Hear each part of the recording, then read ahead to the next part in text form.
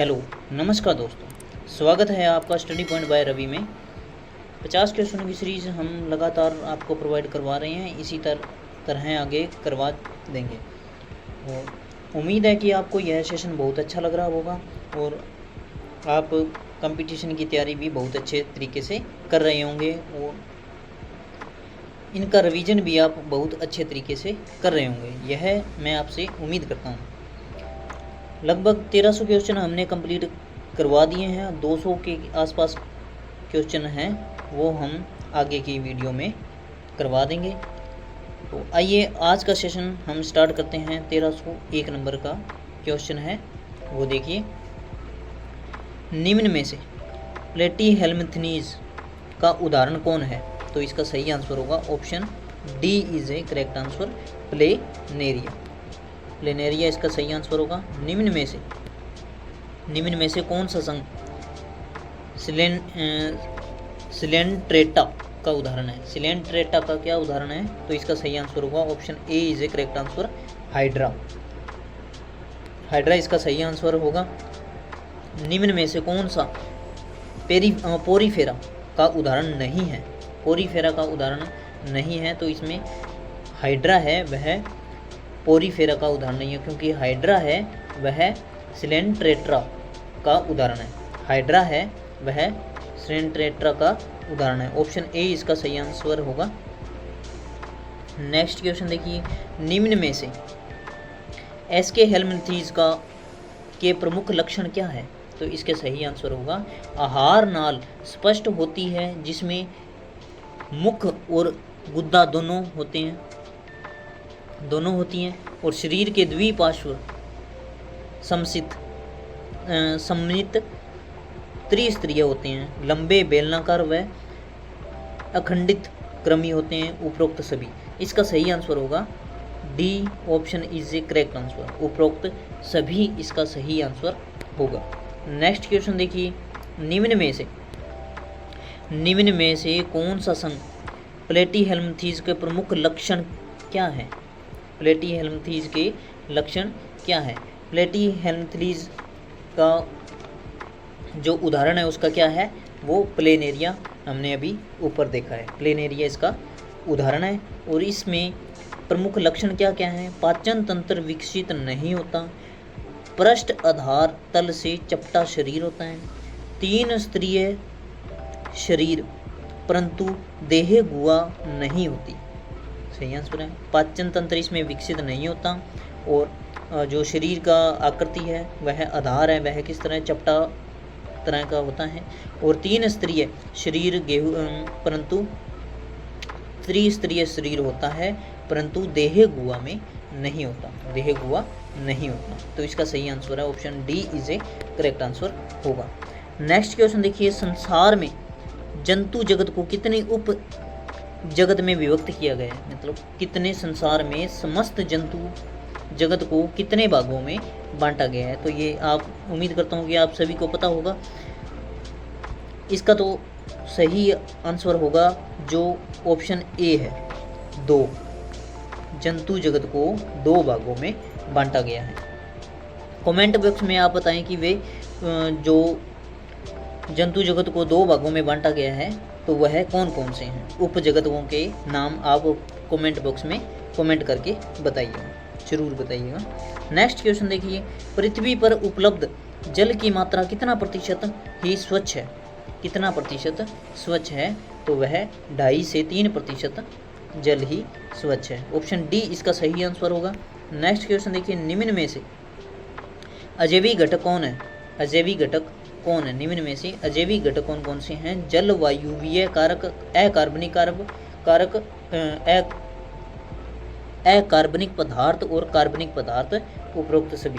इसका सही आंसर होगा option D is correct answer, उपरोक्त सभी। नेक्स्ट क्वेश्चन देखिए। वे जीव जो हरे पौधों या उनके किसी भाग को खाते हैं क्या कहलाते हैं? वे जीव जो हरे पौधे या उनके भाग को खाते हैं, जैसे पत्ती को खाते हैं या किसी तने को खाते हैं, तो उन्हें क्या कहते हैं? वह प्राथमिक उपभोक्ता कहते हैं। वे कौन होते हैं? तो प्राथमिक उपभोक्ता। Option C is a correct answer होगा। नेक्स्ट क्वेश्चन देखिए, पारिस्थितिकी तंत्र में उपभोक्ता को कितने प्रकार होते हैं? उपभोक्ता के पारिस्थितिकी तंत्र में उपभोक्ता कितने प्रकार के होते हैं? उपभोक्ता 3 प्रकार के होते हैं। नेक्स्ट क्वेश्चन देखिए, इसका सही आंसर होगा 3 प्रकार के। इसका सही आंसर है 3। नेक्स्ट क्वेश्चन देखिए, वे घटक जो अपना भोजन स्वयं बनाते हैं क्या कहलाते हैं? वे घटक जो अपना भोजन स्वयं बनाते हैं उन्हें क्या कहते हैं? उन्हें उत्पादक कहते हैं। उन्हें उत्पादक कहते हैं। तो ए ऑप्शन इसका सही आंसर होगा।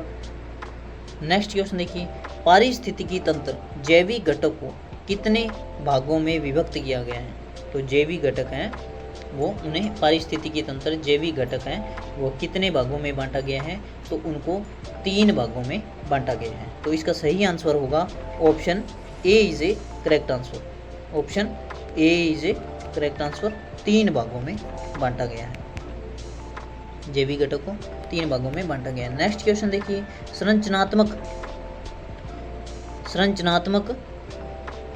संरचनात्मक नज़र से प्रत्येक पारिस्थितिकी तंत्र को कितने घटकों से बना होता है? कितने घटकों से बना होता है? पारिस्थितिकी तंत्र कितने घटकों से बना होता है? तो 2 घटकों से बना होता है। 2 घटकों का बना होता है, या 2 घटकों से बना होता है, या का बना होता है। तो इसका सही आंसर होगा option D is a correct answer. 2 घटकों से बना होता है। नेक्स्ट क्वेश्चन देखिए, पारिस्थितिकी तंत्र या पारितंत्र शब्द का प्रयोग सर्वप्रथम किस वैज्ञानिक ने किया था? इसका सही आंसर होगा option C is a correct answer, Tansley is a correct answer होगा। नेक्स्ट क्वेश्चन देखिए, रचना व कार्य की नज़र से विभिन्न जीवों व वातावरण की मिली जुली इकाई को क्या कहते हैं? तो मिली जुली इकाई को क्या कहते हैं? तो पारिस्थितिकी तंत्र कहते हैं। पारिस्थितिकी तंत्र। तो इसका सही आंसर होगा option D is a correct. Next question देखिए, एक निश्चित भौगोलिक क्षेत्र या स्थान में निवास करने वाली विभिन्न समष्टियों को क्या कहते हैं? तो उन्हें क्या कहते हैं? तो उन्हें जैविक समुदाय कहते हैं। जैविक समुदाय। Option A is a correct answer. Next question देखिए, WBC का पूरा नाम क्या होता है? तो इसका सही आंसर है वाइट ब्लड कार्पस्यूल और ल्यूकोसाइट्स। वाइट ब्लड कार्पस्यूल और ल्यूकोसाइट। इसका सही आंसर होगा option B is a correct answer.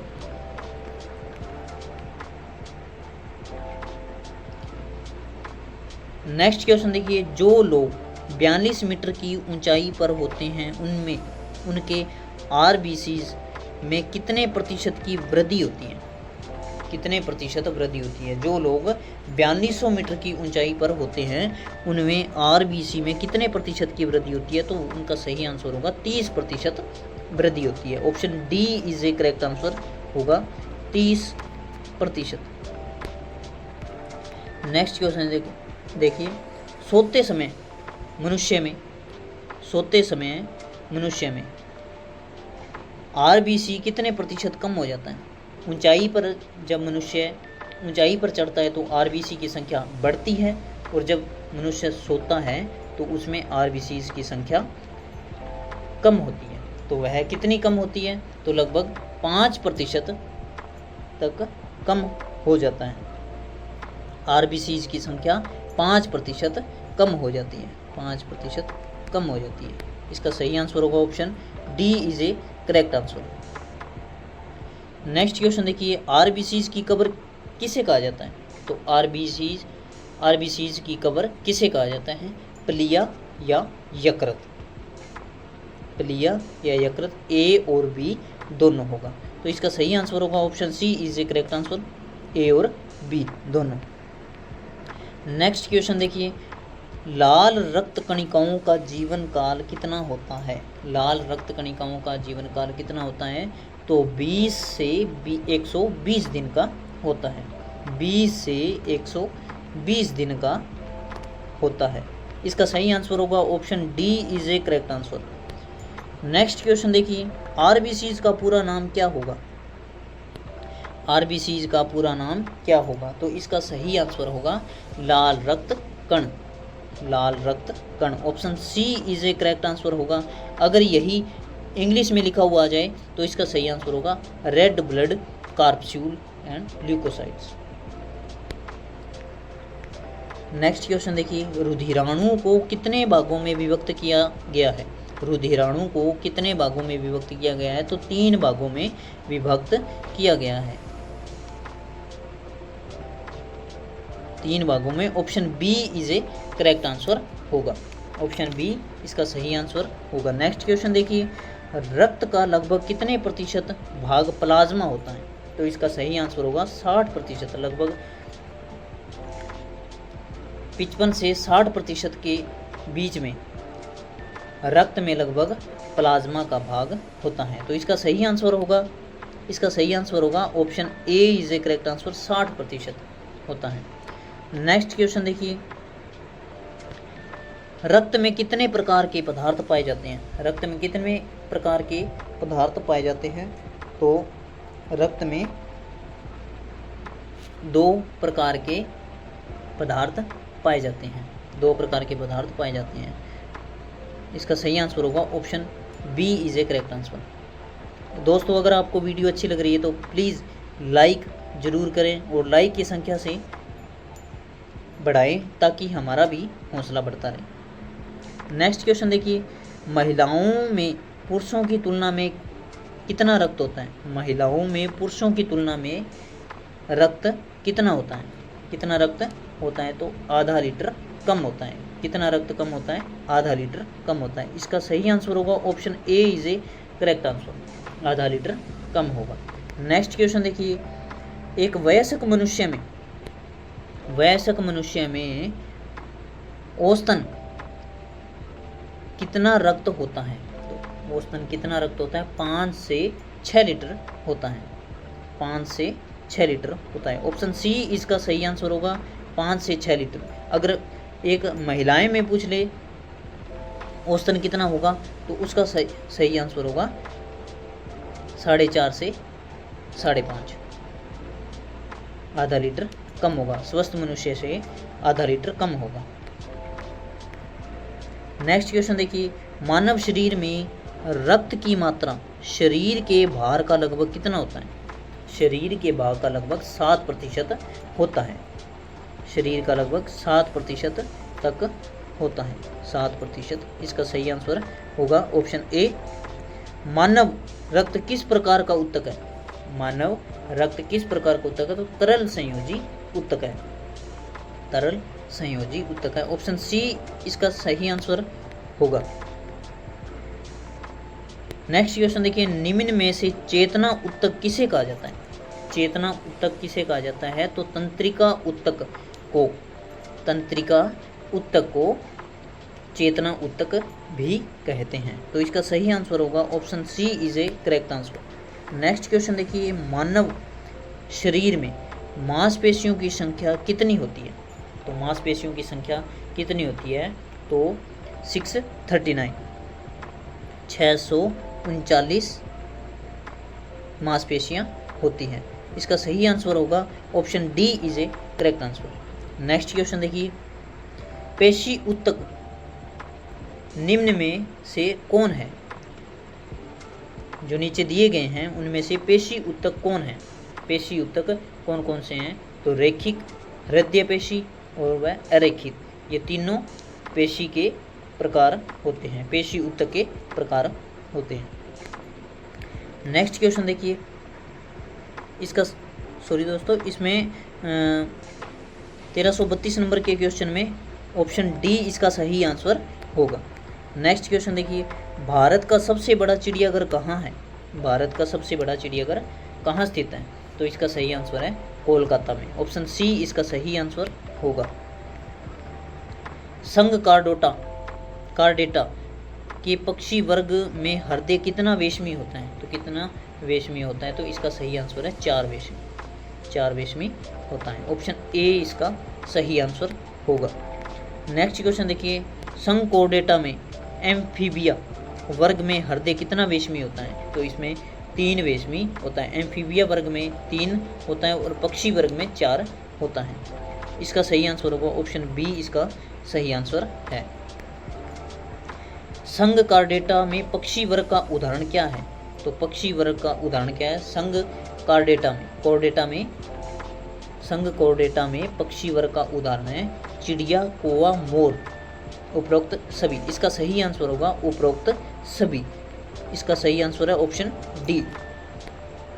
Next question देखिए, संघ कार्डेटा में सरीसृप वर्ग का उदाहरण है तो कछुआ, घड़ियाल और छिपकली, उपरोक्त सभी इसका सही आंसर होगा। नेक्स्ट क्वेश्चन देखिए, मेंढकोमेटर ट्रट्राहट वास्तव में किसके लिए पुकार होती है? किसके लिए होती है? तो यह मैथुन के लिए होती है। इसका सही आंसर है ऑप्शन ए इसका करेक्ट आंसर होगा। नेक्स्ट क्वेश्चन देखिए, निम्न में से संकोडेटा में मत्स्य वर्ग का उदाहरण कौन है? मत्स्य वर्ग का उदाहरण कौन है? तो इसका सही आंसर है स्कोलियोडन। इसका सही आंसर है ऑप्शन सी। नेक्स्ट क्वेश्चन देखिए, संकोडेटा वर्गीकरण के अनुसार कितने वर्ग हैं? संकोडेटा वर्गीकरण के अनुसार कितने वर्ग हैं? तो कितने वर्ग हैं? इसका सही आंसर है लगभग 13 वर्ग हैं।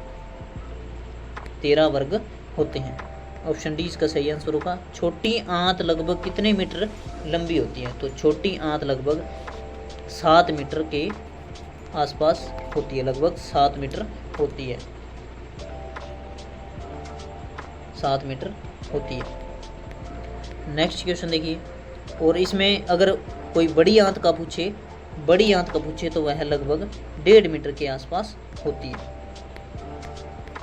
नेक्स्ट क्वेश्चन देखिए, हृदय में पंप करने की क्षमता प्रति मिनट कितनी होती है?